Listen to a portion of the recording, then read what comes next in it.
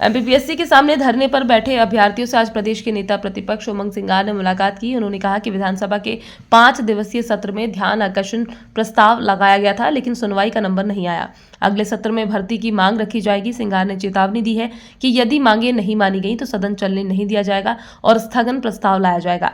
उन्होंने सरकार से छात्रों की मांगे जल्द मानने की अपील की और कहा कि मांगे पूरी होने तक धरना जारी रहेगा। उन्होंने ये भी कहा कि जरूरत पड़ी तो वे स्वयं धरने में शामिल होंगे। हालांकि छात्रों के इस मुद्दे में राजनीति नहीं करना चाहते। अरविंद भदौरिया की तबीयत बिगड़ने पर उन्होंने सरकार को उनकी चिकित्सा की समुचित व्यवस्था करने की सलाह दी। साथ ही किसी भी अप्रिय घटना के लिए सरकार को जिम्मेदार ठहराया। सिंगार ने कलेक्टर से छात्रों के लिए व्यवस्थाएं करवाने की बात कही और कहा कि वे मुख्यमंत्री से भी इस मामले पर चर्चा करेंगे।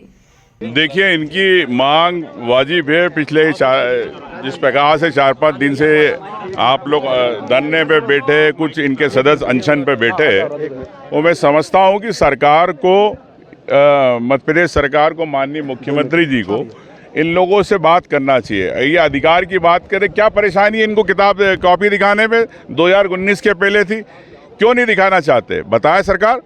मैं समझता हूं कि इनको जब मार्क्स की बात है, इंटरव्यू में अगर रिकॉर्डिंग की बात कर रहे हैं तो वीडियो रिकॉर्डिंग में क्या परेशानी है? अगर आप गलत जो प्रश्नों की बात कर रहे हैं कि उसमें डिलीट कर देते तो प्रश्न गलत क्यों देते?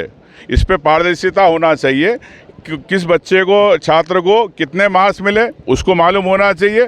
और जिस प्रकार से इंटरव्यू में गड़बड़ियाँ हो रही है एमपीपीएससी के अंदर, इसे तत्काल माननीय मुख्यमंत्री बंद करे।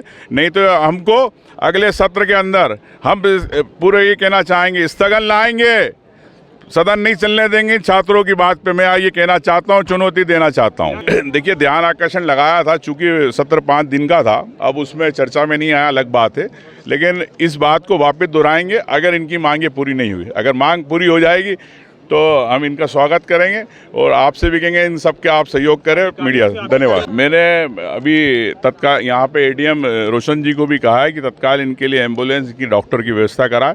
और कल से अगर कोई कैजुअलिटी होती है, सरकार जवाब दे रहेगा। सरकार के कारण यहाँ पे अगर किसी की स्थिति खराब होती है, सरकार उसकी जवाबदार रहेगी इन छात्रों की। अभी कलेक्टर से भी बात हुई आपके सामने और एडीएम से भी बात हुई, और चूँकि माननीय मुख्यमंत्री से बात करने का इन्होंने कहा है और एक डेलीगेशन कलेक्टर और यहाँ के एमपीपीएससी के सेक्रेटरी, इनसे चर्चा करके तो मैं समझता हूँ कि आज ही इनका निराकरण होगा। और उसके बाद नहीं होगा तो फिर धरना चालू रहेगा, फिर धरने में फिर हम लोग कूदना पड़ेगा। लेकिन मैं चाहता हूँ कि राजनीति से हटके निष्पक्ष रूप से छात्रों के हित में मध्य प्रदेश के मुख्यमंत्री को न्याय करना चाहिए।